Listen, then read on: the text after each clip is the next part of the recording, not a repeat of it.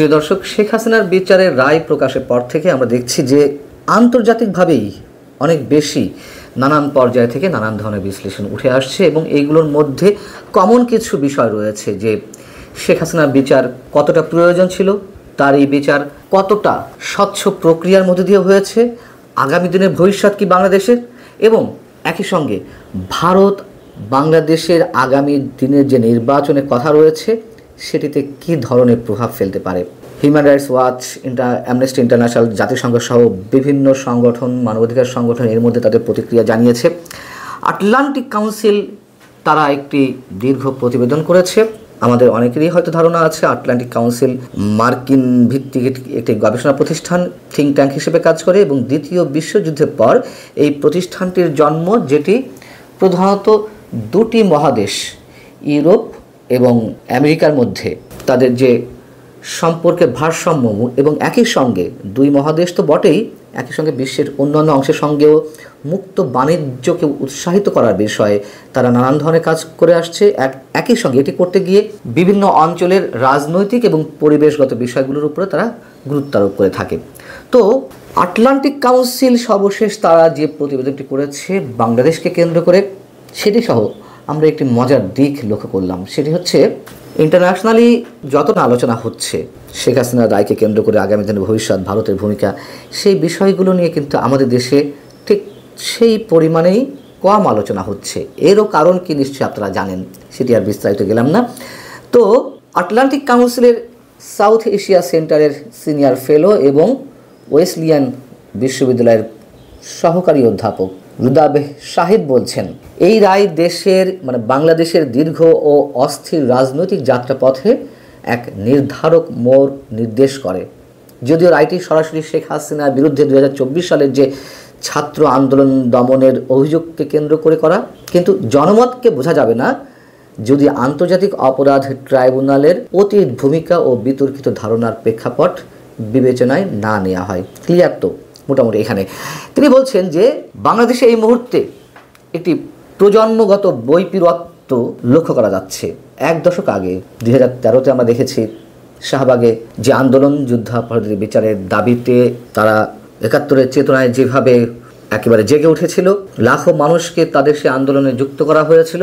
11 বছর পরে বা এক যুগ পরে এসে নতুন প্রজন্ম, জেনারেশন জেড, অন্য এক মুহূর্তের মুখোমুখি। এরা হাসিনার রায়কে স্বাগত জানাচ্ছেন।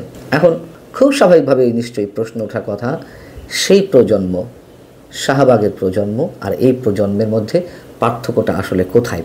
যাই হোক, তিনি বলছেন যে হাসিনাকে ভারতে প্রত্যর্পণ করার সম্ভাবনা অত্যন্ত কম, যেটি আমরা নিজেরাও জানি। কারণ দিল্লি এরই মধ্যে বিচার প্রক্রিয়া নিয়ে আপত্তি তুলেছে এবং দীর্ঘদিন ধরে দুই পরিবারের রাজনৈতিক সখ্যতা ভারতকে এই বিষয়ে অত্যন্ত সতর্ক করে তুলেছে। অর্থাৎ আওয়ামী লীগের সাথে ভারতের যে সম্পর্ক, সেটি সরকারি দল হোক, বর্তমান বিজেপি, অথবা বিরোধী দল কংগ্রেস সহ আরও অন্যান্য রাজনৈতিক দলের সঙ্গে যে সম্পর্কের কথা সেটি বোঝানো হচ্ছে। এখানে বলা হচ্ছে যে নির্বাচনের আগে আওয়ামী লীগ নিষিদ্ধ থাকায় রাজনৈতিক অঙ্গন একপাক্ষিক হয়ে উঠতে পারে। অর্থাৎ নিজেরা আওয়ামী লীগ যেমন নিজেরা ইলেকশন করেছিল, যার পরিপ্রেক্ষিতেই তো মানুষের মধ্যে ক্ষোভের স্ফুলিঙ্গ সব জায়গায় ছড়িয়ে পড়েছিল, যেটিকে ম্যাটিকুলাসলি ব্যবহার করা হয়েছিল এই গণ অভ্যুত্থানে, 24শে গণ আন্দোলনে। তো আবারও সেই বিষয় যে এখনও একপাক্ষিক নির্বাচন, বিএনপি এবং সমমনা দলগুলো, তার মধ্যে নতুন কয়েকটি দল এসেছে, একই তো কথা। পার্থক্যটা কোথায় এবং সেই জায়গা থেকে কোন দৃষ্টিভঙ্গি শেষ পর্যন্ত ভবিষ্যৎ নির্ধারণ করবে, সেটি এখন সবচেয়ে বড় শঙ্কা। অর্থাৎ বাংলাদেশ এখন আরও গভীর অনিশ্চয়তার মধ্য দিয়ে যাচ্ছে। এখানে আরও একজনের মন্তব্য তুলে ধরা হয়েছে, আমাদের কাছে খুবই পরিচিত দক্ষিণ এশিয়া বিষয়ক বিশ্লেষক মাইকেল কুগেলম্যান। তিনি বলছেন যে এই যে রায়টি শেখ হাসিনার বিচারের ক্ষেত্রে, এই রায়ের প্রভাব মূলত ভারত বাংলাদেশ সম্পর্কের দৃষ্টিকোণ থেকেই বিশ্লেষণ করা দরকার এই মুহূর্তে, এবং তিনি করেছেনও তাই। তিনি বলছেন যে হাসিনার ভারতে অবস্থান দিল্লিকে এক অত্যন্ত কঠিন পরিস্থিতিতে ফেলেছে। একদিকে হাসিনা ভারতের দীর্ঘদিনের ঘনিষ্ঠ বন্ধু, অন্যদিকে বাংলাদেশের নতুন নেতৃত্বের সঙ্গে সুসম্পর্ক বজায় রাখা ভারতের জন্য কৌশলগতভাবে অপরিহার্য। কারণ বাণিজ্য, সীমান্ত নিরাপত্তা এবং আঞ্চলিক যে স্থিতিশীলতা, তার জন্য বা ভারতের যে স্বার্থগুলো রয়েছে সেগুলোর জন্য এই মুহূর্তটি অত্যন্ত গুরুত্বপূর্ণ। এখন কুগেলম্যান যেটি বলছেন যে ভারত হাসিনাকে প্রত্যর্পণ করবে না, এটি মোটামুটি সহজে বলে দেওয়া যায়। যেটি এর আগে আমি তুলে ধরলাম আরেকজনের মন্তব্য, আটলান্টিক কাউন্সিলের সিনিয়র ফেলো। এবং ভারতও যে তাকে অনির্দিষ্টকালের জন্য কতদিন রাখবে, ভারত বাংলাদেশ ভবিষ্যৎ সম্পর্কের উপর চাপ সৃষ্টি করতে পারে যদি অনির্দিষ্টকালের জন্য তাকে এইভাবে রেখে দেওয়া হয়। তার মতে দিল্লির সবচেয়ে বাস্তবসম্মত বিকল্প হলো হাসিনাকে তৃতীয় কোনো বিকল্প দেশে পাঠিয়ে দেওয়া। কিন্তু হাসিনার মতন, শেখ হাসিনার মতন এরকম হাই প্রোফাইলের একজন ব্যক্তিকে অন্য কোনো তৃতীয় দেশ কারা গ্রহণ করবে বা কে গ্রহণ করবে সেটা নিয়েও নানান ধরনের প্রশ্ন উঠতে পারবে। এবং বাংলাদেশের নির্বাচন যত ঘনিয়ে আসছে, মাইকেল কুগেলম্যান বলছেন, দিল্লির কৌশল ততই বদলাচ্ছে। নতুন রাজনৈতিক বাস্তবতায় মানিয়ে নিতে ভারতকে পরবর্তী সিদ্ধান্ত খুব সতর্কতার সঙ্গে দিতে হবে। কিন্তু কতটা সতর্কতার সঙ্গে নিতে হবে, অথবা মানে কোন ধরনের কৌশল ভারত বদলাচ্ছে সে বিষয়ে এখানে কিছু বলা হয়নি। তাহলে কি করবে ভারত যে শেখ হাসিনাকে ফেরাবে না বাংলাদেশে, সেটি ভারতের যারা অভ্যন্তরীণ বিশেষজ্ঞ রয়েছেন এবং নানান পর্যায়ের গণমাধ্যম রয়েছে, সেটি শাসক দলপন্থী অথবা শাসক দল বিরোধী, সবারই কিন্তু একটি কথা, শেখ হাসিনাকে নিয়ে তাদের উৎসাহের শেষ নেই। শেখ হাসিনা ভারতেই থাকছে এমনটি ইঙ্গিত দেওয়ার চেষ্টা করা হচ্ছে। এবং ভারতের পররাষ্ট্র মন্ত্রণালয় যে বিবৃতি দিয়েছে, তার বিরুদ্ধে যে রায় প্রকাশিত হয়েছে, সেটি নিয়ে কিন্তু একেবারে ধরি মাছ না ছুঁই পানি টাইপের প্রতিক্রিয়া ব্যক্ত করা হয়েছে ভারতের পররাষ্ট্র মন্ত্রণালয়ের পক্ষ থেকে। এবং একই সঙ্গে বিচারের রায় প্রকাশের আগেই, গত এক সপ্তাহ আগে সম্ভবত বা তারও কদিন আগে, ভারতের প্রতিরক্ষা মন্ত্রী রাজনাথ সিং তিনি যে মন্তব্য করেছেন সেটি অবশ্যই আমাদের ধর্তব্য বিষয়। তিনি আমাদের প্রধান উপদেষ্টাকে উদ্দেশ্য করে বলেছেন, ভারত সম্পর্কে কিছু বলতে গেলে অবশ্যই ভেবে চিন্তে বলা উচিত। তার যে টোন, তার যে শব্দের প্রয়োগ, এগুলো আমাদেরকে চিন্তিত করে। এবং এই যে ভারতের আচরণ, তা তো আমরাই সুযোগ করে দিয়েছি।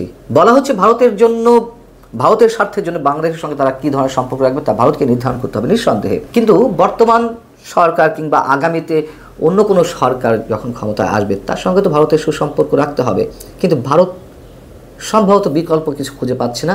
এবং আমি মনে করি এই বিকল্প খুঁজে না পাওয়ার কারণটি আমরাই। তখন সরকারের দায়িত্বশীল ব্যক্তিরা, অন্তর্বর্তী সরকারের দায়িত্বশীল ব্যক্তিরা যেভাবে একের পর এক অহেতুক ভারতকে আক্রমণ করেছে, আমি অহেতুক বলছি, কারণও নিশ্চয় আছে, কিন্তু অহেতুক কারণগুলো, কথায় কথায় ভারতের আক্রমণ, এগুলো নিশ্চয় না করলেও হতো। সেদিক থেকে ভারতের মধ্যে চরম আস্থাহীনতা, অবিশ্বাসের জন্ম দেওয়া হয়েছে। এবং এই যে আন্তর্জাতিক বিভিন্ন মানবাধিকার সংগঠন, জাতিসংঘ সহ বিশ্বের নানান পর্যায়ে বিশ্লেষক, বিভিন্ন গণমাধ্যম এবং সর্বশেষ আটলান্টিক কাউন্সিল, তারা যেই বিষয়গুলো শেখ হাসিনা বিচারের রায়ের ক্ষেত্রে উল্লেখ করেছে, তা মোটামুটি কিছু কমন জায়গায় এক হয়েছে, মানে মিলে গেছে তাদের যেই অ্যাড্রেসগুলা।